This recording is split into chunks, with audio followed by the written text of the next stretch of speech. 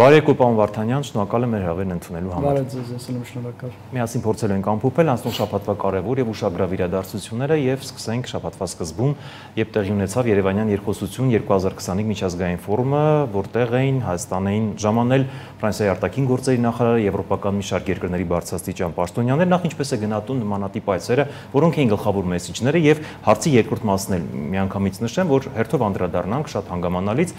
Փաշինյանը մի մեսիջ հնչեցրեց, որը շատերի մոտ տարակարծություն առաջացրեց, որոշ վերլուծաբաններ, քաղաքական գործիչներ նշեցին, որ դա շատ վտանգավոր թեզ է, որոշներն էլ ասացին, որ դա նորմալ է։ Թեզը հետևյալն էր։ Նա նշեց, որ եթե Սահմանադրական դատանը որոշի, որ խաղաղության գործընթացը Սահմանադրությանը չի համապատասխանում, նա փորձելու է Սահմանադրությունը փոխել։ Ինչ է սա նշանակում։ Սա նշանակում է, որ Հայաստանը ցույց է տալի, որ ամեն գնով,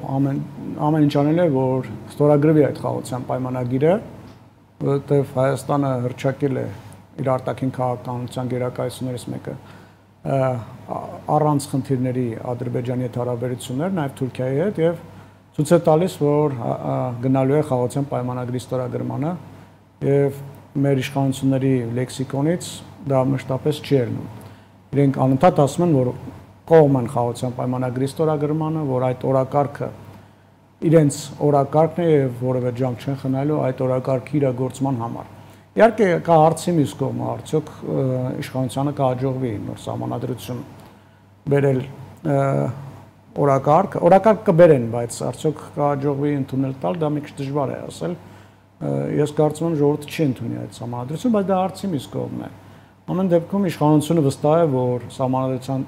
Սահմանադրական դատանը որևէ խնդիր չի տեսնելու այդ խաղաղության պայմանագրի ստորագրման հարցում եւ մնալու է հարցի մյուս կողմը սահմանադրություն փոխելը, եթե բանը դրան հասնի։ Բայց իմ կարծիքով Ադրբեջանի համար սա ընդհանրապես պատրվակ է, Ադրբեջանը չի ուզում խաղաղության պայմանագրի ստորագրում եւ այս սահմանադրություն փոխելը արհեստական օրակարգ է, որպեսզի խուսափի խաղաղության պայմանագրի ստորագրումից։ Ես տեսականորեն եմ ասում, եթե Հայաստանը փոխի սահմանադրությունը եւ Ադրբեջանի ցանկություններով նոր սահմանադրություն ընդունի, այդ ժամանակ Ադրբեջանը մի այլ հավելյալ պահանջ է բերելու օրակարգ, որպեսզի կրկին տորպեդա արի այդ գործընթացը։ Այսինքն արհեստական խնդիր են ստեղծել սահմանադրության առաջին կետը, առաջին հոդվածը արհեստական բերել են օրակարգ, որպեսզի խուսափեն այդ պայմանագրի ստորագրումից եւ ես վստահ եմ, որ եթե տեսականորեն ելի եմ կրկնում, եթե Հայաստանը նույնիսկ փոխի իր սահմանադրությունը, Ադրբեջանը այս անգամ մեկ այլ ուրիշ պահանջ է բերելու օրակարգ։ Այսինքն ստացվում է Ադրբեջանը ինչ պետք է ասի, մենք պետք է գլխի կոր կատարենք։ Չէ, այդպես չի ստացվում։ Այնպես ես վստահ եմ, որ չի էլ դրվելու սահմանադրությունը փոփոխությունների։ Նույնիսկ իշխանություններն ասում են, որ դա 2026-ից ընտրություններից, խորհրդանական ընտրություններից շուտ չի լինելու։ Բայց մենք տեսական դատողություններ ենք անում։ Նույնիսկ եթե բերենք, ասում ենք նույնիսկ եթե բերվի այդ օրակարգը,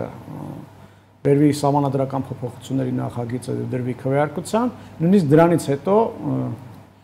Ադրբեջանը նոր հավելյալ պահանջներ է դնել։ Բայց իհարկե որևէ մեկը չի ասում, որ ադրբեջանական պահանջներով պետք է սահմանադրություն փոխել։ Նույնիսկ իշխանությունը չի ընդունում, որ դա ադրբեջանական պահանջներով է։ Իսկ ֆորումի մասին ինչ կասեք, որքանով ստացված ֆորում էր եւ որն էր գլխավոր մեսիջը, որտեվ ԵՄ երկրների բարձրաստիճան պաշտոնյաներ էստեղ են եւ կարծես այդ թեզն էին բոլորը առաջ տանում։ Հայաստանը այդ օրակարգը առաջ է մղում, Հայաստանը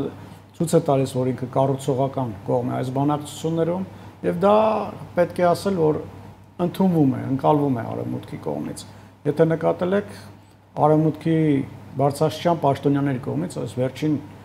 1-2 տարիներին անդադ գովում են Հայաստանի իշխանություններին, ասում են Հայաստանի իշխանությունները խիզախ քայլերի են գնում, առաջ են տանում խաղաղության օրակարգը, Հայաստանի իշխանությունը պատրաստ է ստորագրել խաղաղության պայմանագրը եւ ամբողջ ճնշումները ըստ էության ադրբեջանական կողմի վրա է ընկնում։ Այլևս Արևմուտքում էլ հասկանում են, որ Ալիևի պահանջները արհեստական են։ Ես ասեմ ձեզ, որ որքան ես տեղյակ եմ, Սահմանադրության այդ առաջի հոդվածը, որ Ադրբեջանը պահանջում է փոխել, անդադար նշում է, տարածքային մասը։ Շատ լուրջ փորձաքննության է ենթարկվել ԱՄՆ-ում իրավագետների եւ սահմանադրագետների կողմից եւ իրենք էլ եկել են այն եզրակացության, որ դա բացարձակապես որևէ խոչընդոտ չէ սահմանադրության։ Դե ագնախարը անդադար ասում է, որ դա ուղղակի դուք մտածածին կեղծ տեզեր եք դա որևէ խոչընդոտ չէ խաղաղության պայմանագրի ստորագրման համար։ Այնպես որ հիմա Հայաստանի վրա ըստ էության լուրջ ճնշումներ չկան ամբողջ ճնշումներ ընկնում են Ադրբեջանի վրա, բայց տեսնում ենք, որ Ադրբեջանը անընդհատ այդ սահմանադրության առաջին կետն է բերում։ Նա ոչ միայն առաջին կետն է բերում, այլ նաև խախտում է հրադադարը եւ այսօր եւ երեկ եւ օրեր առաջ կոզնավարում անդադար կրակ էին արձակում։ Ինչի մասին է խոսքը։ Իրենք մի կողմից արհեստական օրակարգ են բերում, բանակցությունները մյուս կողմից էլ կրակում են, որպեսզի էլի տորպեդոարեն խաղաղության գործընթացը։ Ես առավել քան վստահ եմ, որ Ալիևը չի ուզում խաղաղության պայմանագրի ստորագրում, ու պատճառները տարբեր կարող են լինել, կարող են քննարկել, բայց ակնհայտ է, որ Ադրբեջանը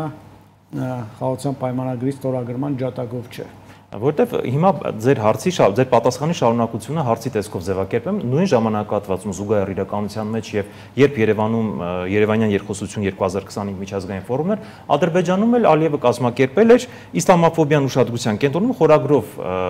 համաժողով միջազգային ֆորում, այսպես ասած, որտեղ կրկին Հայաստանին մեղադրեց մի շարք խնդիրների մեջ եւ շատ անհեթեթ մի հայտարարություն արեց, թույլ տվեք մեջբերեմ, բառացիորեն ինչ է ասել։ Ցավոք սրտի արևմտյան Ադրբեջանում մեր պատմական հողերում, որտեղից արտաքսվել են մեր հայրենակիցները, մտածված եւ ծրագրված կերպով ադրբեջանցի ժողովրդի հարուստ նյութական հոգեվոր ժառանգության ոչնչացման քաղաքականություն է իրականացվում, ջնջվում է ադրբեջանցիների հետքը, նրանց պատմական էթնիկ տարածքը։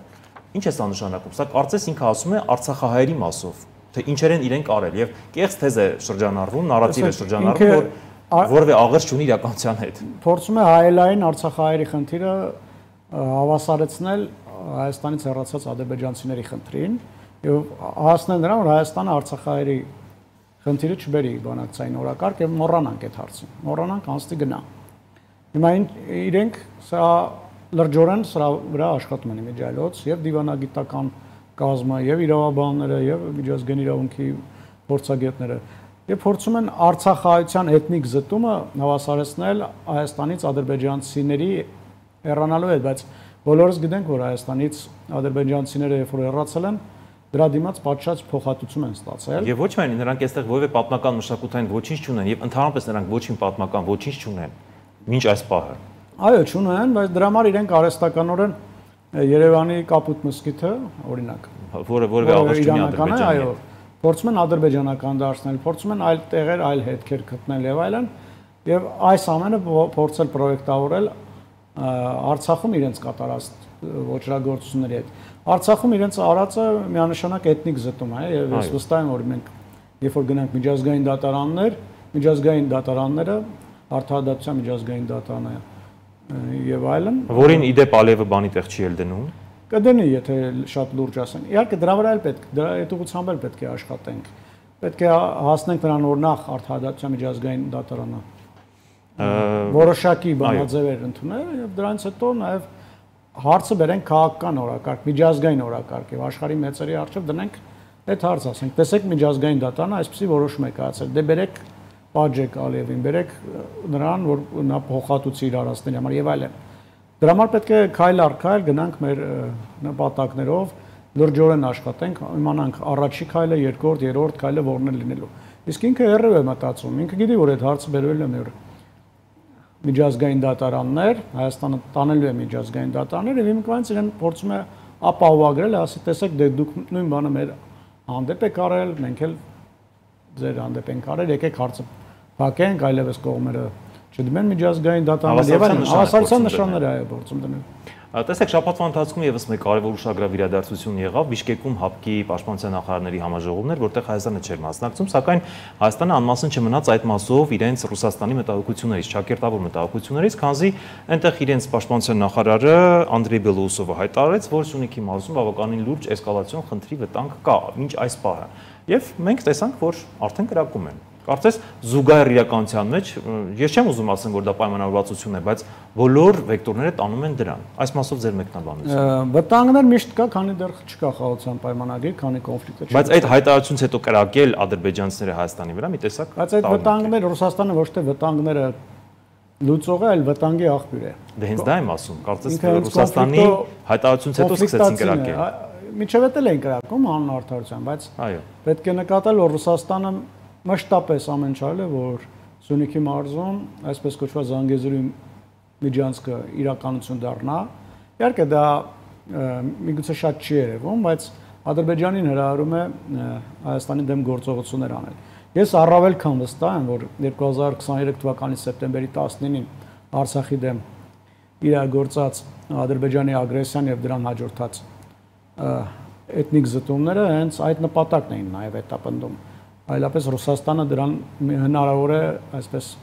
թույլտվություն չտար։ Իրենց ադրբեջանա-ռուսական պլանը կայանում էր նրանում, որ իրենք մտածում էին, որ Ադրբեջանը կարձակվի Արցախի վրա, Հայաստանը կմտնի պատերազմի մեջ, որից հետո Ադրբեջանը արդեն Հայաստանը կարձակվի Ադրբեջանի վրա, իրենք էլ հակարձակում կանեն, կգնան եւ արդեն Հայաստանի տարածքով միջանցք կբացեն եւ դրա համար լեգիտիմ հիմքեր կստեղծեն իրենց համար։ Ինչը չեղավ, Հայաստանը հրաժարվեց մտնել պատերազմի մեջ եւ դրանից հետո արդեն եթե ուշադիր նայում ենք եւ քրոնիկոնը, այո։ Քրոնիկոնը։ Վերջին ժամանակներս ռուսական վերլուծական շրջանակները, կրեմլամերձ շրջանակները անդադ նոր թեմա են առաջ բերում։ Արցախահայերի վերադարձի հարցն են բերում հակառակ, որպեսզի էլի իրենք վերադառնան Արցախ իրենց խաղապահները եւ ավելի երկարաժամկետ այնտեղ ներկայություն։ Դե մենք տեսանք խաղապահները այնտեղ զրո գործառույթ են իրականացնում։ Այո, դրա համար էլ Հայաստանը չի համաձայնվում այդ տարբերակին, որովհետեւ փաստացիորեն ռուս խաղապահները տապալվել են, իրենց միսիան չեն կատարել եւ բնականաբար Արցախահայերին տանել այնտեղ առանց որևէ անվտանգության երաշխիքի ուղղակի անհեթեթություն կլինի։ Դա պետք է լինի միջազգային մոնիտորինգի եւ միջազգային երաշխիքի ներքո։ Ինչը չեն տալիս Ռուսաստանը եւ Ադրբեջանը։ Ինչ եմ ուզում ասել, երբ որ այս բոլորը համադրում ենք 2021-22 թվականներին Հայաստանի տարածքի վրա մի քանի անգամ արձակումներ է եղել, ագրեսիա։ Ամեն անգամ գիտենք Ռուսաստանի պատասխանը որն է եղել։ Ամեն անգամ ասում են չգիտեն դեռ հապկը չի ճանաչում այդ տարածքները։ Չի ճանաչում տարածքը, անհետ մեկնաբանություններ եւ անհետ պատասխաններ են տվել։ Սահմանը սահմանազատված չի, չենք հասկանում որն է։ Այո։ Որն է ձերը, որը Ադրբեջանին է, դելիմիտացված չէ եւ այլն եւ այլն։ Բայց իրականությունն այն է, որ իրենք դրանով խրախուսել են Ադրբեջանին, որպեսզի Հայաստանի վրա եւ օգնել են ինչ որտեղ։ Այո, օգնել են, այո, ինչու ոչ։ Եվ Գեղարքունիքում եւ Սյունիքում եղել են ռուսական որ ստորաբաժանումներ, որոնք որ մինչև նախքան արձակումը հաջողությամբ իրենց դիրքերը լքել եւ գնացան։ Մի խոսքով Ռուսաստան, այո, Սյունիքի նկատմամբ վտանգը ամբողջովին չի վերացել, բայց դրա այդ վտանգի վերացնողը ոչ թե Ռուսաստանն է, այլ Ռուսաստանը այդ վտանգի աղբյուրներից մեկն է Ադրբեջանի հետ միասին։ Այնպես որ Բելոուսովը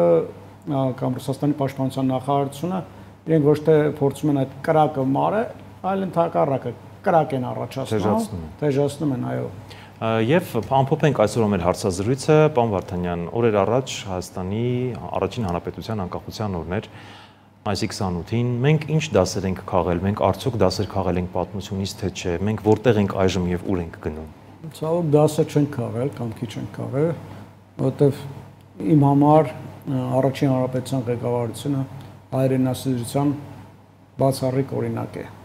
Որովհետեւ երբ որ նայում եք այդ մարդիկ ինչ պայմաններում են ապրել, շատ ավելի վատ պայմաններում կարողացել են մաքարել, պայքարել ու հասնել։ Նույնիսկ համեմատելի չի, բայց այդ մարդիկ, ասենք, Արամ Մանուկյանը բծավոր տիֆից մահացավ, այն դեպքում ինքը բոլոր ղեկավարները ապրում էին որպես հասարակ քաղաքացիներ։ Եվ ամեն ինչ անում են, որ մեր պետականությունը կայանա։ Ցավոք սրտի այդ պետականությունը չկայացավ, վերացվեց, որովհետև բոլոր կողմերից շրջապատված էր թշնամական պետություններով եւ մենք ըստ էության չունեինք դաշնակիցներ։ Հիմա մենք պետք է այս 30 տարիների ընթացքում մենք կեղծ դաշնակցի կերպար ենք ստեղծել մեզ համար, միֆեր ենք ստեղծել, հետո երբ որ 2020 թվականին եւ դրան հաջորդող իրադարձությունների ժամանակ Ռուսաստանը մեզ անհրաժեշտ կերպով օգնության չեկավ, չհասավ, իսկ շատ դեպքերում նաեւ թիկունքից արվածեց։ Մենք նոր հասկացանք, որ իրականում այդ ամեն ինչը երբեք դաշնակից էլ չի եղել։ Դաշնակից չի եղել։ Մի պա եղել է, եկեք ընդունենք, դա 90-ականներին։ Իհարկե իրան շահից եղել, բայց դա եղել է կարճատև շրջան, դա Ելցինի եւ Լևոն Տեր-Պետրոսյանի կառավարման ժամանակներն են։ Հետո երբ որ եկել է աշխարհակարգներ նաեւ այլ ամեն ինչ շատ տարբեր գործոններ կային։ Հետո եկել է նոր մարդ, որը որ ԽՍՀՄ-ի փլուզումը համարում է 20-րդ դարի աշխարհակահաղական ճարիք։ Մի մարդ, որը որ նախկին խորհրդային միության երկրներին առանձին պետություններ ըստ էության չի ճանաչում։ Նա մտածում է, որ այդ երկրները պետք է լինեն իր ազդեցության գոտում, նույնիսկ այդ երկրները չպետք է առանձին քայլեր ձեռնարկեն իրենց անվտանգությունը ապահովելու համար։ Հենց հիմա տեսեք, այս վերջին օրերին Ստամբուլյան բանակցությունների թեման ինչ բարձվեց, որ Ռուսաստանը հարց է առաջ քաշում, որ այդ խորհրդային երկրները չպետք է գնան ՆԱՏՕ, այսինքն չպետք է ունենան իրենց անվտանգություն Ուկրաինա, Մոլդովան, Վրաստանը։ Այսինքն 100 տարի առաջ էր Ռուսաստանը նույն կերպ բարվում, հիմա էլ են նույն կերպ։ Դե այն ժամանակվա Ռուսաստանը այլ էր, եկեք Ռուսաստան նախ